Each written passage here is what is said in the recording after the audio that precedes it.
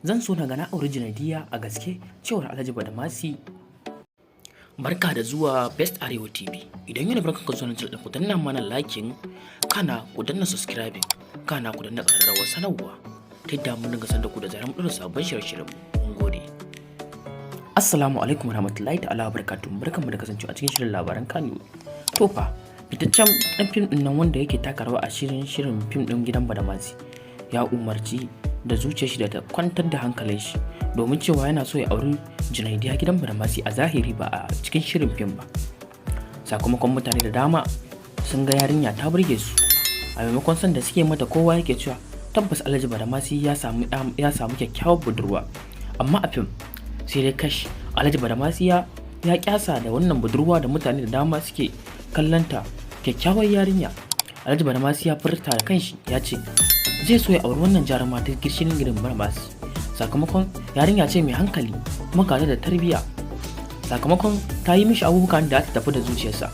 Tabbas irin wannan abu ko a fim aka maka dole zuciyarka ta karaya akan yarinyar da kake so, sakamakon wani kallo da ta dinga musu a cikin shahararren fim ɗin mai suna gidan Badamasi. Sakamakon irin ƙauna da soyayya da rikon amana da take nuna mishi, sakamakon yarinyar ta fita ba kaɗan ba. Alhaji Badamasi shi ma ya fito wa duniya domin ya kyasa a kanta, sakamakon cewa yana son ta.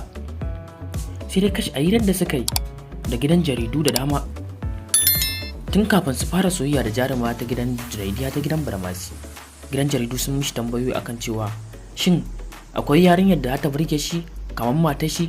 Yake cewa ina, ai shi har yanzu a duniyar nan ba zai samu wacce ta yi mishi ba kamar matar shi. Sai gashi a yau a cikin shirin fim din gidan Badamasi ya samu Junaidiya ta mishi kallo da wanda ba taɓa mishi ba har yana cikin auren shi. Sai dai kashi Alhaji Badamasi ya furta da kanshi yanzu cewa tabbas zai so ya auri Junaidiya a gaske ba a fim ba, sakamakon irin kallo da soyayya da ƙauna da take mishi. Kuma tabbas ya jajanta wa wannan darakta wanda ya shirya wannan abun, sakamakon a ce tsoho ya yi wuf da bazawara yarinya a cikin fim. Tabbas wannan abu ne mai mamaki, kuma hakan takan iya faruwa a cikin fina-finai, har a gaske ma a zahiri hakan zai iya faruwa. Sai dai kashi Alhaji Badamasi ya farta wa duniya cewa shi ba haka yake ba, balantana a ce mayan kuɗi ne ko shi wani abin, shi babu ruwan shi da abin hannun shi. Kada mutane su zanta a zahiri ma haka yake sai da san kuɗi. Ina ya ce shi ba haka yake ba, har yanzu yana nan a matsayin ɗan saurayinsa kuma matashinsa. Tabbas zai samu dama ya wufu da wannan jaruma ta Junaidiya gidan Badamasi, sakamakon mata daina fitowa a cikin fina-finai da dama.